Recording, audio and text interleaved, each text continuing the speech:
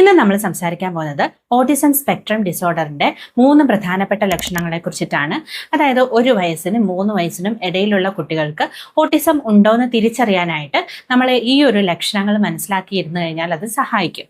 So hi there, this is doctor Arya ദേവി.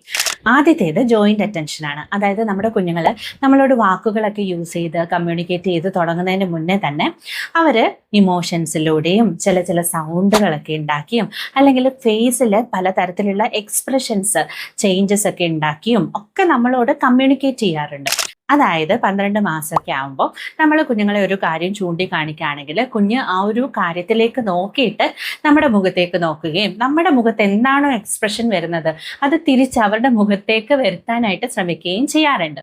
15 മാസം ആകുമ്പോഴത്തേക്കിനും സാധാരണഗതിയിൽ കുഞ്ഞുങ്ങൾ അവർക്ക് വേണ്ടുന്ന കാര്യങ്ങൾ ചൂണ്ടിക്കാണിച്ചിട്ട് നമ്മളോട് അത് ക്ലിയർ ആയിട്ട് കമ്മ്യൂണിക്കേറ്റ് ചെയ്യാനായിട്ട് ശ്രമിക്കാറുണ്ട്. അത് കാണിച്ചിട്ട് അതിനെ നോക്കിയിട്ട് പിന്നെ നമ്മളെ നോക്കിയിട്ട് നമുക്കത് മനസ്സിലായോ എന്നുള്ള രീതിയിൽ എക്സ്പ്രഷൻസ് ഒക്കെ കൊടുക്കാറുണ്ട്. ഓട്ടിസം ഉള്ള കുട്ടികളാണെങ്കിൽ ഈ ഒരു ഡെവലപ്മെന്റ് ഒന്നും പ്രോപ്പറായിട്ട് നമുക്ക് കാണാനായിട്ട് സാധിക്കുന്നതല്ല. രണ്ടാമത്തേത് ഓട്ടിസം ഉള്ള മിക്കവാറും കുട്ടികൾ കാണുന്ന ഒരു കാര്യം തന്നെയാണ് ലാംഗ്വേജിന് ഉണ്ടാവുന്ന പ്രശ്നങ്ങൾ.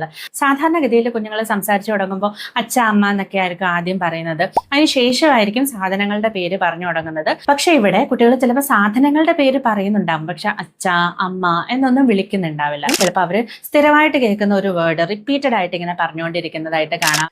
മൂന്നാമത്തേത് റിഗ്രഷൻ ആണ്. അതായത് കുഞ്ഞുങ്ങൾ സാധാരണഗതിയിൽ സംസാരിച്ചൊക്കെ തുടങ്ങിയിട്ടുണ്ടാവും, പക്ഷെ അവർക്കൊരു 15 മുതൽ 24 മാസത്തിന്റെ ഇടയിൽ എപ്പോഴെങ്കിലും ഒരു പെട്ടെന്ന് സംസാരിക്കുന്നത് നിർത്തുകയോ അല്ലെങ്കിൽ ഗ്രാജുവലി അവർ സംസാരിക്കുന്നത് കുറഞ്ഞു വരുന്നതായിട്ടോ നമുക്ക് കാണാനായിട്ട് സാധിക്കും. ഇതിനോടൊപ്പം തന്നെ അവരുടെ സോഷ്യൽ ഇന്ററാക്ഷൻസ്, മറ്റുള്ളവരോട് മിങ്കിൾ ചെയ്യുന്ന രീതിയും കുറഞ്ഞിട്ടുണ്ടാവും. അവർ ഒതുങ്ങിക്കൂടുന്നതായിട്ടൊക്കെ നമുക്ക് നല്ല ക്ലിയർ ആയിട്ട് കാണാനായിട്ട് സാധിക്കുന്നതാണ്.